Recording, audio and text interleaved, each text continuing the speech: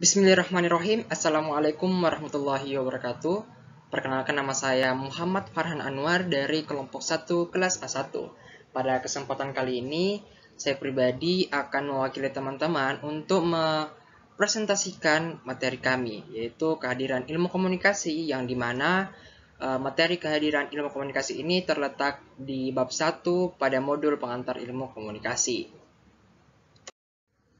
Nah, sebelum kita masuk ke materi, pada kesempatan yang berbahagia ini, perkenalkanlah saya untuk memperkenalkan rekan kerja dari kelompok 1 dari kelas A1.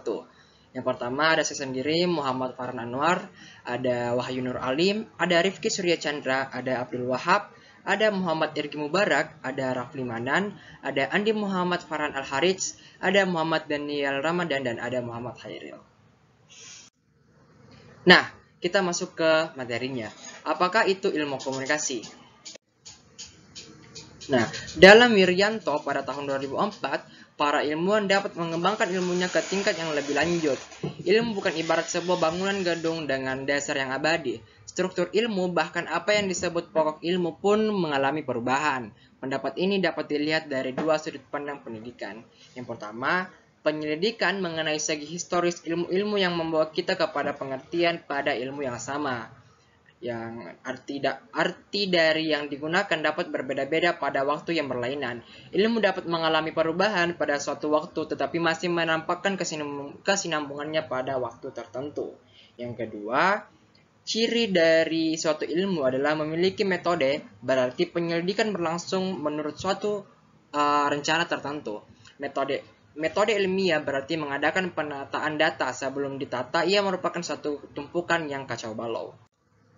Nah, beberapa nama ahli di bidang komunikasi. Nah, mungkin teman-teman berpikir bahwasanya bidang komunikasi hanya terletak pada satu bidang saja. Mungkin dari pemaparan ini itu akan terpatahkan, teman-teman. Jadi ada beberapa bidang yang bisa kita tahu ternyata bidang tersebut juga bisa masuk di bidang ilmu komunikasi. Nah, yang pertama dari ahli politik ada Harold D. Lasswell. Yang dari bidang sosiologi ada Max Weber, Daniel Lerner, dan Everett. Ada dari psikologi Carl Hovland dan Paul Lassalfeld dan lain sebagainya. Teman-teman bisa lihat di slide-nya. Nah, salah satu ahli komunikasi menurut Berger dan Kev, dalam bukunya Handbook of Communication Science, ilmu komunikasi adalah suatu pengamatan terhadap produksi, proses dan pengaruh dari sistem-sistem tanda dan lambang melalui pengembangan teori-teori yang dapat diuji dan digeneralisasikan dengan tujuan menjelaskan fenomena yang berkaitan dengan produksi, proses dan pengaruh dari sistem-sistem tanda dan lambang.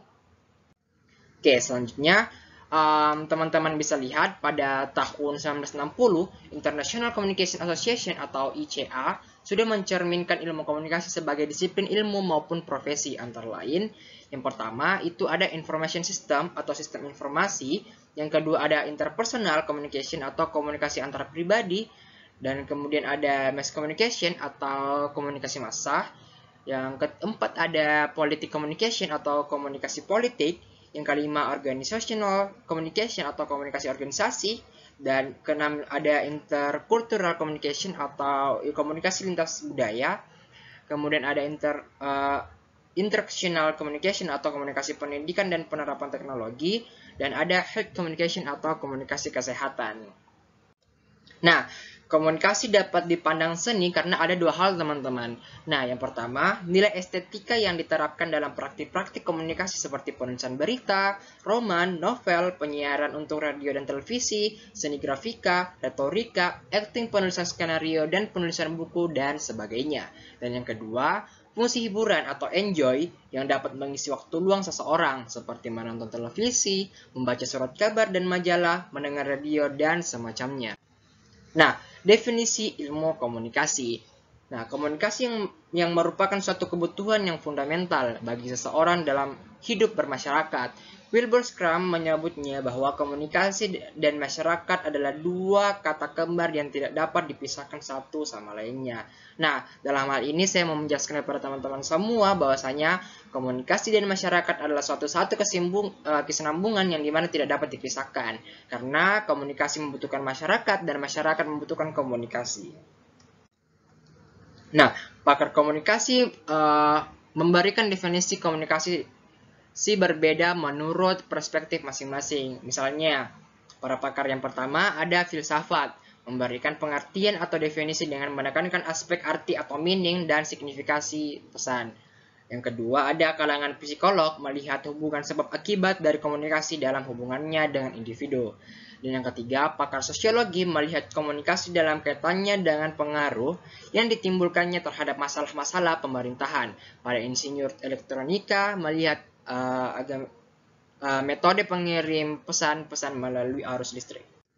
Nah, kemudian Harold D. Lasswell, salah seorang peletak dasar ilmu komunikasi lewat ilmu politik, menyebut 3 fungsi dasar yang menjadi penyebab mengapa manusia perlu berkomunikasi. Yang pertama, karena hasrat manusia untuk mengontrol lingkungannya. Yang kedua, upaya manusia untuk dapat beradaptasi dengan lingkungannya. Dan yang ketiga, upaya manusia untuk melakukan transformasi warisan sosialisasi. Nah, beberapa alasan yang mendorong perlunya komunikasi dipelajari. Yang pertama, komunikasi yang baik dengan orang lain akan membantu seseorang mempermudah mendapat rezeki, sahabat, dan pelanggan.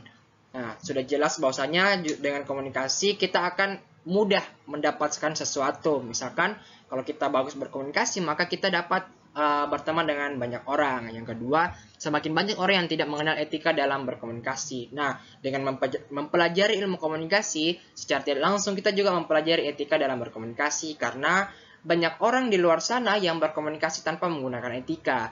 Dengan hal ini, saya menekankan kembali kepada teman-teman bahwasanya sangat diperlukannya yang namanya etika dalam berkomunikasi.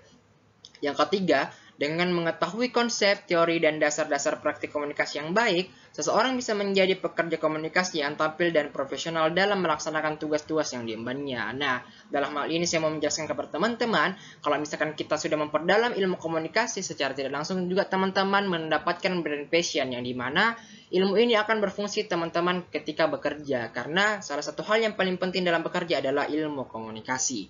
Yang keempat, perkembangan teknologi komunikasi yang begitu cepat memaksa orang-orang harus mendapatkan pengetahuan dan keterampilan baru, terutama dalam bidang komputer, animasi, gambar, dan internet. Nah, di sini saya menjelaskan kepada teman-teman, di era 4.0 sekarang, kita tidak bisa lagi menjamin bahwasanya media-media seperti radio, televisi akan terus berkembang sampai ke depannya. Nah, dengan hal ini, dengan mempelajari komunikasi, justru kita akan mengasah diri kita untuk mengetahui hal-hal yang belum pernah kita ketahui, seperti yang saya jelaskan seperti tadi, dan tidak menutup kemungkinan juga diperlukan di masa depan, teman-teman. Nah, mungkin hanya itu yang bisa saya sampaikan. Kurang dan lebihnya mohon dimaafkan. Semoga teman-teman bisa paham atas apa yang saya sampaikan dan diimplementasikan dalam kehidupan sehari-hari. Billahi taufiq was hidayah. Wassalamualaikum warahmatullahi wabarakatuh. Sekian.